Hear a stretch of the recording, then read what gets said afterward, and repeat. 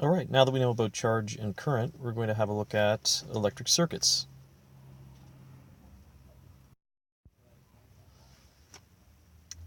In an electric circuit, we have to have a power source. It could be a battery, or it could be a type of generator or some other current supply. Most commonly it's a battery though. We also have to have one load in the circuit. A light bulb makes sense. That's a common one. A load is just a device that changes electrical energy into another type of energy. In the case of the light bulb, it's light or radiant energy.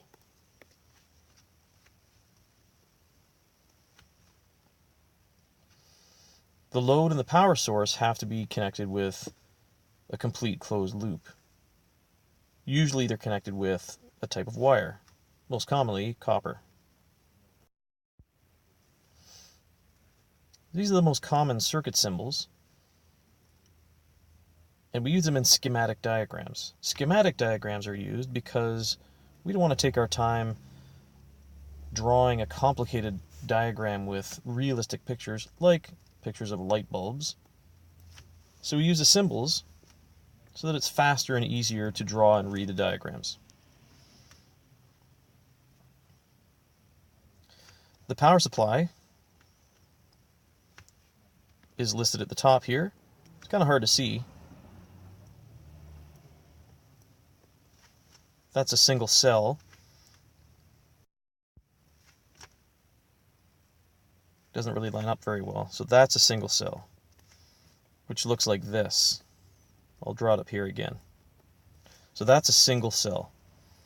The short line is the negative terminal, and the long line is the positive terminal, although we don't usually write the minus and plus. Next on our list, we have multiple cells. I'll just draw a line there. There we go. So multiple cells are quite common as well.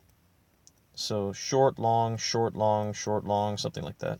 There's an example of multiple cells. Again, the short line on one end is the negative terminal. The long line on the other end is the positive terminal. Next we have connecting wire. That's an easy one. It's just a straight line. A load or a resistor looks like this. So if I want to put a resistor in a circuit, that's what it would look like, a squiggly, jagged line like so. An open switch, these are kind of tough to read. I'll write this one out. An open switch usually looks something like this.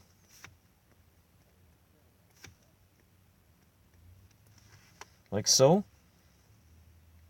Showing that the switch is open, or the circuit is now broken, so no current can flow through. A closed switch looks like this. So now the current can flow. So that's a closed switch. Oops.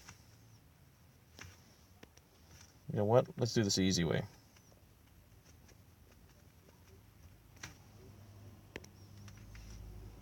There we go. That's a closed switch. So we can put these together in a circuit diagram. If we drew or sketched the circuit, it might look something like this. But again, that's time consuming. We want to do it quickly, so it's much easier to use a schematic diagram. Here we can see our power supply. Here we can see a few different resistors. And we can see the connecting wires like this.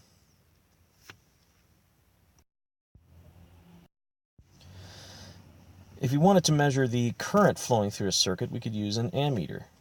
And an ammeter, which is connected in series, we can see it here.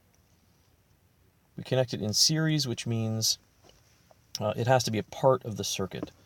It can't be external the way a voltmeter is connected, and we'll look at those in a second. Here's our resistor, and here's our single cell. Remember, current is represented by the capital letter I. Voltmeters are connected in a circuit a little bit differently.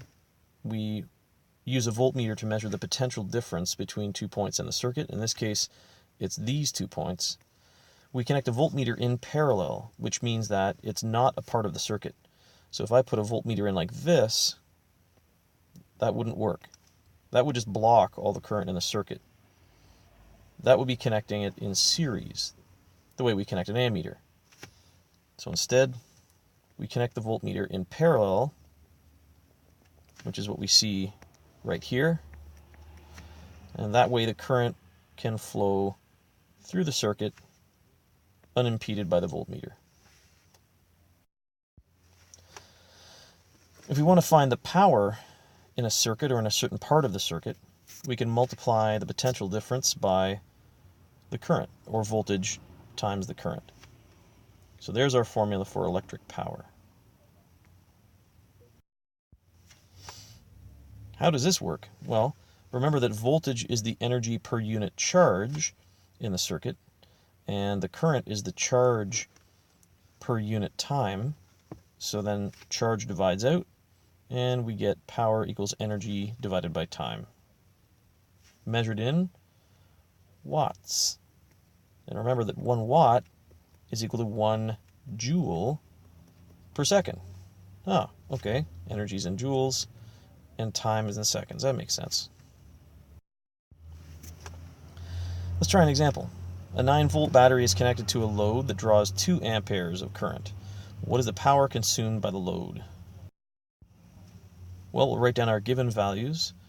Voltage is 9.0 volts. Current is 2.0 amperes. So the power, our unknown, is equal to V times I, voltage times current. And when we substitute the values in, 18 watts.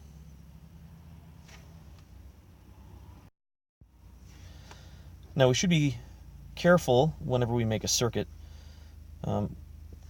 We have to make sure that one terminal of the battery is never connected to the other without something to convert or consume the power in between, like a light bulb. That would be a short circuit. In this case, we can see in the diagram it's a short circuit because the wire in the middle allows lots of current to go around and around, and allows it to move without having to go through the load. There's our load over here. This can be dangerous because if you're using a battery right here, it can cause the battery to heat up and in some cases even explode.